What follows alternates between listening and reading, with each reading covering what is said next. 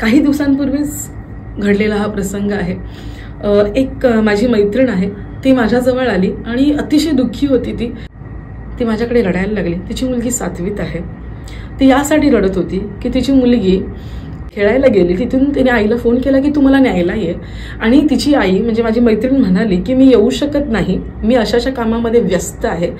तर ती मुलगी त्या कारणावरून आईवरती रागावली आणि जेव्हा ती घरी आली तेव्हा तिने इतका धांगडधिंगा घरामध्ये घातला, सगळ्या वस्तू फेकून दिल्या, आणि एवढंच नाही तर ती आईला धमकवायला लागली की मी आत्ता खिडकीतून खाली उडी मारेन आणि मी स्वतःचा जीव देईन। अशा पद्धतीने ती आईला ब्लॅकमेल करायला लागली। ती मला विचारत होती यावरती उपाय काय। ती जेव्हा रडत होती तेव्हा मला एक दृष्टांत आठवला आणि तो दृष्टांत मी तिलाही सांगितला आणि तो दृष्टांत आता मी तुम्हालाही सांगत आहे। एकदा काय झालं माहितीये, 2 मित्र होते जे आजूबाजूला राहायचे। आपण त्यांना नावं देऊया ए आणि बी। तर दोघांनी सुद्धा एक दिवस झाडं आणली घरी, झाड आणले, दोघांनी सुद्धा सेम झाडं आणली घरी। ए ने सुद्धा ते झाड आपल्या घरामध्ये ठेवलं, बी ने सुद्धा ते झाड आपल्या घरामध्ये ठेवलं। तर ए काय करायचा, रोज त्या झाडाला भरपूर पाणी घालायचा, व्यवस्थित सूर्यप्रकाशामध्ये ठेवायचा, भरपूर त्याची काळजी घ्यायचा। पण बी काय करायचा, त्याच्या जॉबमुळे त्याला एवढं लक्ष द्यायला नाही जमायचं, तर कधीतरी पाणी घालायचा, 1-2 दिवसांनी पाणी घालायचं। त्याने त्या झाडाला आपल्या खिडकीमध्ये ठेवून दिलेलं होतं। एक दिवस काय झालं, भरपूर पाऊस आला। भरपूर पाऊस आल्यानंतर एचं जे झाड होतं, पावसाच्या माऱ्यामुळे ते झाड मुळापासून खाली पडलं, ते कुंडीतलं झाड मुळापासून खाली पडलं, पण बीचं जे झाड होतं ते पडलं नाही। आता एक 2-4 दिवसांनी ते दोघं एकमेकांना भेटले तेव्हा ए बीला म्हणाला की अरे मी लावलेलं झाड तर पडलं, तर बी म्हणाला की मी लावलेलं झाड पडलं नाही। तर दोघांमध्ये डिस्कशन सुरू व्हायला लागलं। तर ए म्हणाला की मी तर रोज पाणी घालायचो, त्याला सूर्यप्रकाशामध्ये नेऊन थोडा वेळ ठेवायचो, एवढं सगळं करूनही ते झाड पडलं। तर बी म्हणाला की तिथेच तुझं चुकलं।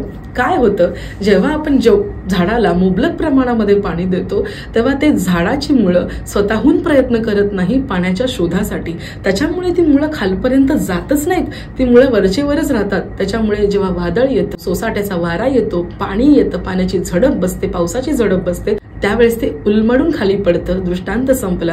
अगदी त्याप्रमाणे आपण आपल्या मुलांना जे लागेल, त्यांना जे हवंय, जेव्हा हवंय तेव्हा त्यांच्या हातामध्ये जर आणून दिलं ना, तर त्यांना तशी सवय लागते।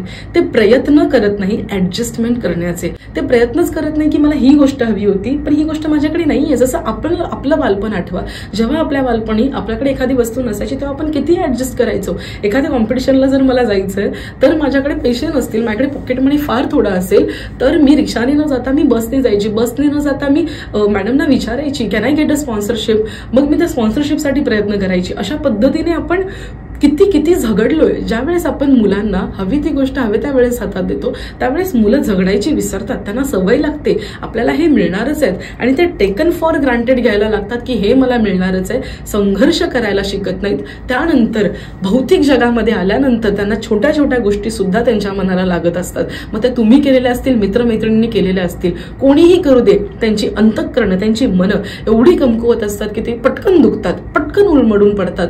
जर त्यांना संकटामध्ये जर उभं राहणं शिकवायचं असेल तर त्यांच्या गरजा मुद्दामून पूर्ण करून देऊ नका। त्यांना सवय लागू द्या की आपली गरज, सगळ्याच गरजा पूर्ण होणार नाहीयेत, आपल्याला ऍडजस्टमेंट करायचीच आहे, वायफळ खर्च आपल्याला करायचा नाहीये। या गोष्टी मुलांना आधीपासून शिकवल्या पाहिजेत। पॅरेंटिंगचा सगळ्यात मोठा धडा आहे की आपल्या मुलांना जर शिकवायचं असेल, आपल्या मुलांना जर स्ट्रॉंग बनवायचं असेल ना, तर त्यांना सगळ्या वस्तू हातामध्ये देऊ नका। त्यांना शिकू द्या, संघर्ष करायला शिकू द्या, त्यांना ऍडजस्टमेंट करायला शिकू द्या।